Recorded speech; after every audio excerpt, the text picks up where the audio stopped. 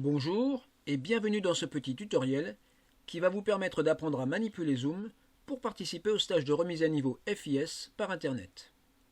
Alors d'abord, je vais vous montrer comment récupérer l'application Zoom. Vous allez dans votre moteur de recherche et vous tapez zoom.us.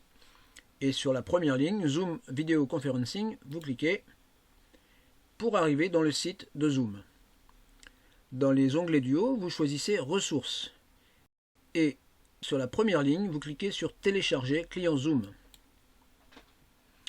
Dans les options proposées, vous prenez la première, Client Zoom pour les réunions. Télécharger. Le fichier se télécharge, c'est un petit fichier, ça va très vite. Ensuite, vous allez récupérer votre fichier, vous faites un double clic dessus. Et l'installation va commencer, elle est très rapide. Vous suivez les indications d'installation qui sont très claires et vous allez obtenir une fenêtre Zoom et un icône Zoom sur votre bureau. Vous cliquez sur Connexion et vous cliquerez sur Inscrivez-vous gratuitement. Vous allez rentrer vos informations personnelles et vous allez avoir un compte gratuit Zoom. Une fois votre inscription gratuite terminée, vous allez double-cliquer sur l'icône Zoom. Voilà, ça va faire apparaître cette fenêtre. Vous pouvez ici créer une réunion vous-même, en rejoindre une, en programmer une et partager votre écran. Mais on y reviendra. Pour l'instant, ce qu'il faut, c'est cliquer sur le petit icône paramètres et ici aller dans Profil, modifier mon profil et vous allez donc, là, moi le mien est déjà prêt, mais vous allez donc mettre une photo, mettre votre nom et mettre votre adresse email. Vérifiez que tous ces paramètres sont corrects, c'est ce qui permettra de vous identifier lors des différents runs et de valider votre stage. Voilà pour cette première partie, on reviendra à cet écran plus tard. Eh bien, je vais vous montrer maintenant comment rejoindre une réunion Zoom. Donc d'abord, on va aller dans la boîte email pour récupérer l'invitation. Voilà, elle est ici, invitation Zoom, je clique dessus et là on voit que j'ai trois choses, un lien, une ID de réunion et un code secret. Ce qu'on va vous demander, c'est de ne pas utiliser le lien. En général, c'est l'action la plus instinctive qu'on a quand on voit un lien, mais là, non, on va essayer de ne pas l'utiliser. On va utiliser l'ID de la réunion et le code secret. Donc, pour rejoindre cette réunion, on va double-cliquer sur l'icône Zoom qui est apparue sur l'écran quand on a fait l'installation. Ici, on nous propose de rejoindre une réunion. Donc, on clique sur Rejoindre une réunion. Là, on nous demande de saisir l'ID de la réunion. Donc l'ID, c'est celui-là. On fait un copier-coller. Donc ici, je copie et je colle dans cette fenêtre. Ici, le nom. Donc la première fois, il ne sera pas. Là, comme j'ai cliqué sur rappeler mon nom, eh bien, il s'est inscrit automatiquement. Mais la première fois, inscrivez votre nom. C'est très important parce que c'est le fait d'avoir mis son nom ici qui va permettre de bien identifier les participants à la réunion pour l'animateur. Donc je clique sur Rejoindre. Là, on me demande le code secret de la réunion. Donc le code secret, il est là, mais celui-là, on ne peut pas le copier-coller. Ça ne fonctionne pas, donc on est obligé de le taper. Donc je le tape ici, 632 179. Et je fais Rejoindre la réunion. Là, on tombe sur une fenêtre qui nous dit « Veuillez attendre l'animateur pour démarrer cette réunion ». Ça veut dire qu'on s'y est pris un petit peu trop tôt et que la réunion n'est pas encore commencée. Et donc, on aura ce panneau affiché, cette fenêtre, tant que la réunion n'est pas débutée par l'animateur. Alors là, on va débuter la réunion. Voilà, mon image apparaît à la place de la petite fenêtre, donc la réunion est débutée. Je vais pouvoir cliquer sur Rejoindre avec une vidéo. Alors voilà, on est rentré dans la réunion. On voit ici Francis Clar à droite, qui est le président de la commission formation sécurité, qui est en train de faire une présentation. Alors je lui ai coupé le son parce que si on parle tous les deux en même temps, eh bien ça ne va pas être compréhensible. Et on va le laisser continuer sa présentation avec le son coupé. Et nous, on va en profiter pour voir les fonctionnalités des différents icônes qui sont à notre disposition. Alors je suis sorti provisoirement de la réunion pour vous parler de l'utilisation des deux premiers icônes en bas à gauche ici, le micro et la caméra. Donc le micro, ici, vous voyez que pendant que je parle, il y a une petite jauge verte qui bouge au rythme de ma parole. Ça signale que le micro est actif et que tout le monde m'entend. Si je clique sur le micro, j'ai une diagonale rouge qui apparaît, un message qui me dit que je suis en sourdine, et donc là, plus personne ne m'entend.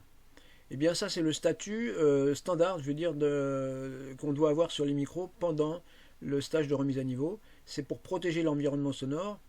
Tout le monde doit avoir son micro fermé parce que sinon les bruits ambiants, le téléphone qui sonne, quelqu'un qui parle à côté de vous, tout ça, ça part sur le réseau et tout le monde en profite et ça perturbe la présentation. Donc on coupe les micros en permanence, sauf bien sûr on n'est pas muselé, sauf si on veut parler. On veut répondre à une question, on veut poser une question, on active le micro, on parle. À ce moment-là, tout le monde nous entend, l'animateur et les autres participants, on peut parler, et une fois qu'on s'est exprimé, qu'on a terminé, eh bien on clique à nouveau sur le micro et tout le monde fait attention de bien avoir son micro fermé en permanence, en dehors des temps de parole, pour protéger l'environnement sonore de la présentation.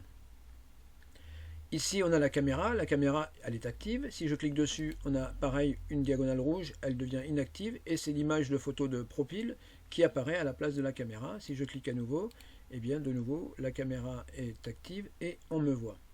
Ici sur la droite on voit un petit chevron à droite de la caméra. Si je clique dessus, bien là on peut choisir une caméra. Moi j'en ai deux mais j'ai choisi celle-là.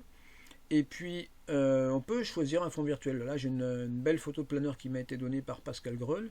Eh bien je peux ici en mettre une autre. Là il y en a qui sont proposés par défaut par le logiciel. On peut mettre du flou aussi sur le fond réel ou mettre, là on est dans mon atelier, on voit mon atelier. Ou je vais revenir avec le planeur, c'est plus joli. Voilà, ici je ferme ça. On a vu les principales fonctionnalités. Donc le micro il est coupé en permanence sauf quand on veut s'exprimer. Et par contre la caméra, elle reste activée en permanence. C'est ce qui permet à l'animateur de voir que vous êtes bien là, présent, et que vous assistez à la remise à niveau. Bien, je vais revenir dans la réunion et on va parler de l'utilité des autres petits icônes qui sont en dessous sur la droite. Là vous avez la liste des participants. Elle s'affiche ici à droite. Vous recliquez, ça enlève la fenêtre. Ici vous avez l'onglet discussion qui permet d'envoyer un petit message. Par exemple je retape encore bonjour ici. Je pouvais l'envoyer à l'animateur, à quelqu'un en particulier ou à tout le monde. Ici j'envoie à tout le monde et je fais Enter, le message bonjour est parti. Si je clique sur discussion, je referme la fenêtre. Écran partagé, il faut demander à l'animateur de partager à l'écran. Si vous voulez transmettre un document, une image, quelque chose, vous pouvez le demander à l'animateur. À ce moment-là, il activera le partage d'écran pour vous. L'enregistrement, c'est de l'animateur qui enregistre, donc vous n'avez pas à vous occuper de cette icône-là. Ici, vous avez l'icône réaction qui permet de lever la main. Si vous cliquez sur lever la main, vous voyez une petite main qui apparaît à côté de votre vignette. Ça permet de voir que vous demandez la parole et l'animateur pourra vous la donner. Pour la retirer, on clique sur baisser la main. Voilà. La main est partie. Vous avez des petits émoticônes, vous pouvez cliquer dessus. Vous voyez, par exemple bravo ici, et ça va s'enlever automatiquement au bout de 10 secondes. On ne peut pas l'enlever manuellement. Voilà, en ce qui concerne l'affichage, vous avez l'affichage standard, ici, avec dans le haut de l'écran, et la présentation qui est plein écran en dessous. Le mieux, c'est côte à côte intervenant, ça permet d'avoir l'intervenant ici, et donc sa présentation qui est complètement visible, les images ne sont pas superposées. Ou alors côte à côte galerie avec les différents participants qui s'affichent sur la droite de l'écran.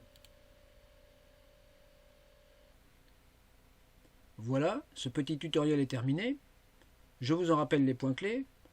Le micro reste coupé en permanence, sauf lorsque vous vous exprimez, et vous le recoupez ensuite.